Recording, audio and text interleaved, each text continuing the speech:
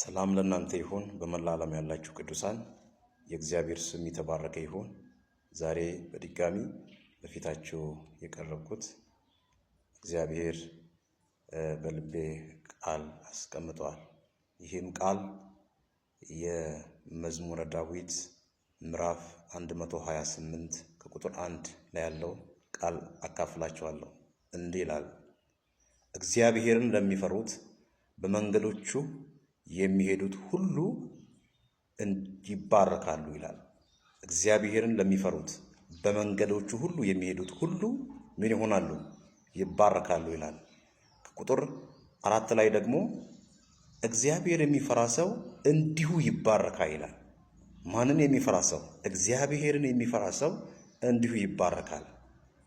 ምንም እንከን የሌለበት በጽድቅ የሚራመዱ በእውነት የሚራመዱ ሰዎች እግዚአብሔር እንዲሁ ይባርካቸዋል።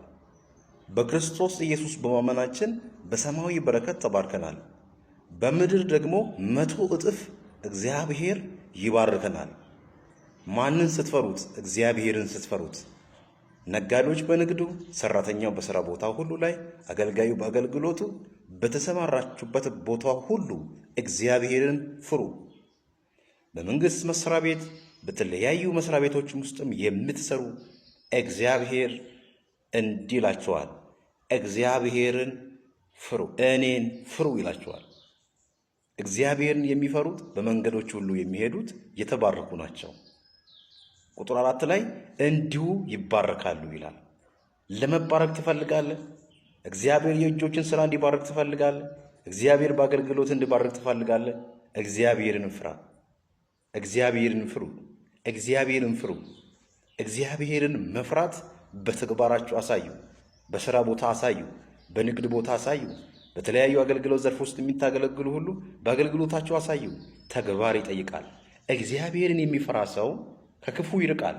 ኃጢአትን አያደርግም፣ አይዞምትም፣ አይወነጅልም፣ ክፉ ነገርን አይሰራም። እግዚአብሔር የሚጸየፈውን ይጸየፋል። እግዚአብሔር የሚፈራ ሰው ኢዮብ በዖፅ ምድር ላይ እግዚአብሔርን የሚፈራ ሰው ሆኖ ተገኘ። በእግዚአብሔር ፊትም ሞገስ አገኘ። ሞገስ ለማግኘት፣ ክብር ለማግኘት፣ ለመወደድ እግዚአብሔርን ፍሩ። እግዚአብሔርን መፍራት ወደ ሕይወት ይመራል። የሚፈራውም ጠግቦ ይኖረዋል፣ ክፉ ነገርም አያገኝም። በአካባቢያችሁ በመንደራችሁ ክፉ ነገር እንዳይነካችሁ፣ በክፉ ነገር እንዳትበሉ ከፈለጋችሁ እግዚአብሔርን ፍሩ። ዳንኤል እግዚአብሔርን ፈራ። እግዚአብሔር ለአንበሳ አሳልፎ አልሰጠውም። እግዚአብሔር